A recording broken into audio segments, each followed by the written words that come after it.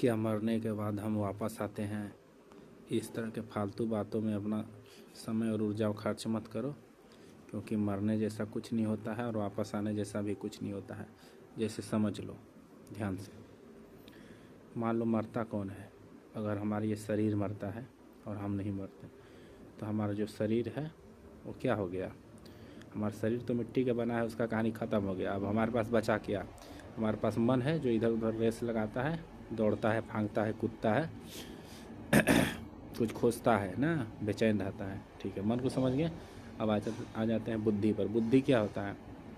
बुद्धि जो होता है सोचता है, किसी भी चीज़ पर अपना निर्णय लेता है। जैसे ये गलत है, ये सही है, उसको तुम अनुभव कर सकते हो खुद कर सोच कर, खुद पर भी खुद से ही खुद पर एक्सपेरिमेंट करके। और देख लो बुद्धि को भी समझ गए तो अब हमारे पास क्या बचा? हमारा मन हो गया, बुद्धि हो गया और हमारा शरीर भी हो गया। तब हमारे पास बचा क्या? ज्ञान। चलो ज्ञान है, ज्ञान भी मान लेते हैं जो हमने किताबों से पढ़ा है, सुना है, सीखा है, या कभी इधर से देखा है। बचपन से हमने देखा है, कुछ पेड़ देखा, कुछ पत्तियाँ देखी, कुछ किताबें पढ़ी, कहीं वहाँ से पढ़ी, कुछ यहाँ से पढ़ी, कुछ मिलाया, उन सभी को मिलाकर कुछ हमने अपने दिमाग में कल्पनाएं गढ़ ली। ठीक, इससे हमारा क्या बन गया? हमारा हम जो जो देखते गए उससे हमारा मेमोरी बन गया, याद बन गया, जिसको हम मेमोरी बोलते हैं। हमारे पास दिमाग में स्मृति जो है अभी याद है कि फलना दिन हम ये किए थे, या ये करने वाले थे, या वो किए थे।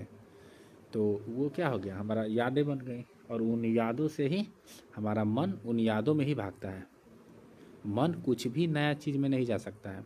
तुम कोशिश कर सकते हो, कोई भी ऐसा चेहरा याद करने का कोशिश करो जो तुमने कभी नहीं देखा। तुम ऐसा नहीं कर सकते। क्यों नहीं कर सकते? तुम ऐसा इसलिए नहीं कर सकते क्योंकि तुमने वैसा कभी अनुभव ही नहीं किया है। और अगर कुछ नया अनुभव भी करोगे तो वो 10 चेहरा को मिलाकर तुम्हारा जो एक नया चेहरा जैसा आएगा, काल्पनिक जैसा आएगा, वो वास्तव में चेहरा नहीं है। देखो जैसे मान लो तुमने किसी 10 चेहरे को मिक्स किया, उसको मिलाकर कुछ चिपका दिया, तो तुमको नया लगेगा, लेकिन नया नहीं है। वही 10 चेहरा से मिलकर तुम खिचड़ी बनाए हुए हो, समझे? तो तुम नया कुछ भी कल्पना नहीं कर, इस संसार में, ब्रह्मांड में कुछ भी तुम नया नहीं कर सकते, क्योंकि जो तुमने देखा है वही तुम्हारी याद है। और उन्हीं यादों के सहारे ही तुम्हारा मन इधर उधर भागता है, और उन यादों के मदद से ही तुम निर्णय भी लेते हो, और उन यादों के प्रयोग से ही तुम्हारा बुद्धि भी काम करता है। तो तुम्हारा मन बुद्धि किस पर निर्भर हो गया? यादों पर। याद किस पर निर्भर हो गया? तुम्हारे द्वारा बचपन से अभी तक किए गए अनुभव पर। तुम्हारे पास बचा क्या? नथिंग्स है कुछ? तुम्हारे पास कुछ भी नहीं है ना, तुम्हारे पास कहाँ कुछ भी बचा? तुम्हारा कहानी ख़त्म हो गया। तो यहाँ तुम्हारा कहानी ख़त्म, तुम्हारे पास कुछ भी नहीं बचता है। और बचता है कॉन्शियसनेस, जिसको चेतना बोलते हैं। चेतना जो है तुम्हारा वो है, बस तुम चेतन हो। चेतन हो, तुम देख सकते हो, अनुभव कर सकते हो, निर्णय ले सकते हो वहाँ से। चेतन। अब कोई पागल आदमी, वो भी चेतन है, लेकिन वो दूसरे क्वालिटी का चेतन हो गया, पूरा निचले क्वालिटी के। चेतन में भी बहुत हम समझ सकते हैं, कुछ चेतन होते हैं, कुछ जो चेतना है ना, इसका स्तर होता है। जैसे कुछ लोग होते हैं जिसका चेतना बहुत गिरा हुआ रहता है, कुछ लोग होते हैं उसका थोड़ा चेतना आगे रखा रहता है, वो ज़्यादा सोच समझ सकता है, उसका थोड़ा चेतना विकसित होता है। कुछ रहता है उसका चेतना और ज़्यादा विकसित रहता है, लेकिन सब में चेतन है अलग अलग स्तर का। तुम देख सकते हो, कोई ज़्यादा सचेत रहता है, कुछ कम, लेकिन वास्तव में मिला जुला कर सब एक ही है। सब अपने गुणों के हिसाब से कर्म करते हैं। चेतना अपने गुण के हिसाब से, जो होता है ना गुण, प्रकृति के 3 गुण, उन्हीं के हिसाब से ये कार्य करते हैं। अतः चेतना का भी कोई रोल नहीं है। चेतना भी है, ये भी समझ लीजिए कि इसका भी कहानी ख़त्म है। ये भी नहीं होता चेतना, तो जब तक हम जिंदा है चेतना है, मर गए चेतना नहीं होता है ना। देखते हो ना, चेतना नहीं होता है, मर गया कहानी ख़त्म, चेतना नहीं होता है। अब लास्ट में कोई चेतना होती है? चेतना नहीं होती। अगर चेतना होती भी होगी तो हम उसके बारे में नहीं जानते हैं, क्योंकि हमारा बुद्धि दिमाग वहाँ तक नहीं जाता है। तो सब कुछ तो मर गया, हमारा बचा कहाँ का? कुछ भी बचा? हाँ, एक और बचा है जो इन सब के बारे में अभी इतना देर से क्या कर रहा था? चर्चा कर रहा था, जो सबको जान रहा था, देख रहा था।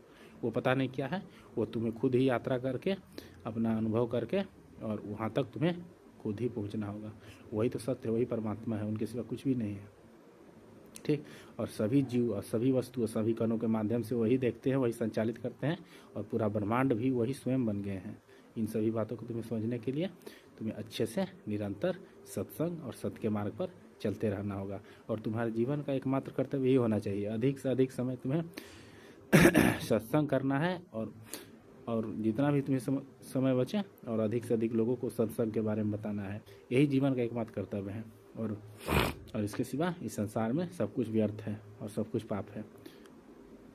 समझे, यही जीवन का एकमात्र उद्देश्य होना चाहिए और इसी से पूरा संसार सुंदर और शांतिपूर्ण हो सकता है। सभी जीव समान है, प्रत्येक कण में परमात्मा है और तुम प्रत्येक कण में हो और प्रत्येक कण तुम्हारे अंदर है। लेकिन ये बहुत ऊंचाई की बात है, वहाँ तक अनुभव करने के लिए, जाने के लिए तुम्हें एक लंबी यात्रा से भी गुजरना पड़ सकता है। हो सकता है तुम्हें ये पल भर में तुम्हारे साथ घटित हो जाए। समझे, तो इसलिए मरने के बाद कुछ भी नहीं लौटता है, न कुछ मरता है, न कुछ आता है, न कुछ जाता है। इसे मरने के बाद आना होना ये सब अगर होगा भी तो कोई अलग पैटर्न होगा और इसमें हमारे मरने जैसा आने जैसा कुछ नहीं होता। और वास्तव में दो लोगों में कुछ अंतर नहीं होता है। दो लोग हो या पेड़ पौधा पक्षी में भी कुछ अंतर नहीं होता है। समझे, सब एक है। निर्जीव सजीव मृत जीवित सब कुछ एक है।